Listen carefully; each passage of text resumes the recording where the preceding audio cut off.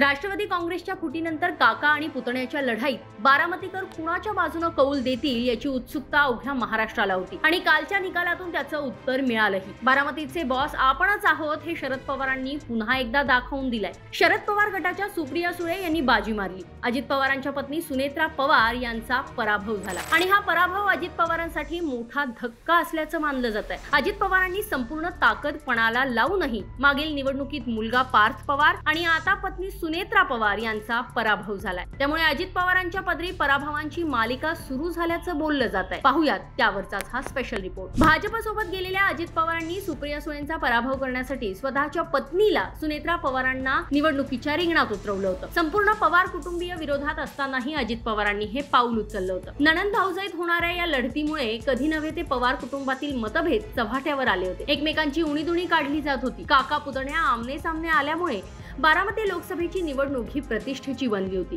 मात्र अजित पवारांची ही भूमिका बारामतीकरांना पटली नसल्याचंच निकालातनं स्पष्ट होत आहे। पत्नी सुनेत्रा पवारांच्या विजयासाठी अजित पवारांनी संपूर्ण ताकद पणाला लावली होती। विरोधात प्रचार करणाऱ्या नेत्यांना पदाधिकाऱ्यांना त्यांनी आपल्याकडे वळवलं होतं। जाहीर सभेतूनही त्यांनी कधी आवाहन करत तर कधी गर्भित इशारा देत मतदारांची मनं वळवण्याचाही प्रयत्न केला। मात्र शरद पवारांच्या विरोधात जाण्याची अजित पवारांची भूमिका बारामतीकरांना काही पसंत पडली नाहीये। प्रत्यक्ष निकालातूनही तेच दिसून आलं।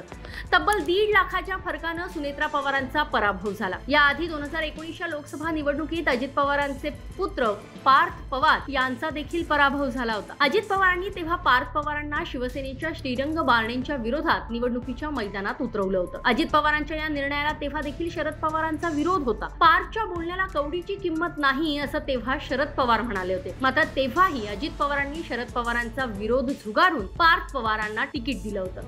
पुढे काय झालं ते अवघ्या महाराष्ट्राला माहिती आहे। श्रीरंग बारणे मोठ्या मताधिक्यानं पार्थ पवारांचा पराभव करत विजयी झाले होते। लेकाच्या या पराभवानंतर अजित पवार काही काळ बॅकफुटवर सुद्धा गेले होते। यंदाच्या निवडणुकीदरम्यान अजित पवार पुन्हा शरद पवारांच्या विरोधात गेले। अजित पवारांचा हा निर्णय पवार कुटुंबातील एकाही सदस्याला रुचला नाही। त्यामुळे संपूर्ण निवडणुकीदरम्यान अजित पवार एका बाजूला तर संपूर्ण पवार फॅमिली दुसऱ्या बाजूला असं चित्र होतं आणि दुसरीकडे अजित पवारांच्या बाजूने राहुल कुल, विजय शिवतारे, हर्षवर्धन पाटील यांच्यासह महायुतीची ताकद होती। शिवाय देवेंद्र फडणवीस, एकनाथ शिंदे यांनीही अजित पवारांच्या बाजूने प्रचार केला होता। मात्र तरीही अजित पवारांना बारामतीचं मैदान मारता आलं नाही। गेल्या निवडणुकीत मुलगा पार्थ पवारला तर यंदा पत्नी सुनेत्रा पवारांना अजित पवारांना निवडून आणता आलं नाही। असो, अजित पवारांच्या पराभवाची कारणं काय, तुम्हाला काय वाटतं कमेंट बॉक्समध्ये नक्की आम्हाला सांगा। राज्यातील महत्त्वाच्या घडामोडी जाणून घेण्यासाठी लोकमत.com पाहत रहा। पुण्याहून किरण शिंदे यांचा रिपोर्ट, लोकमत.com।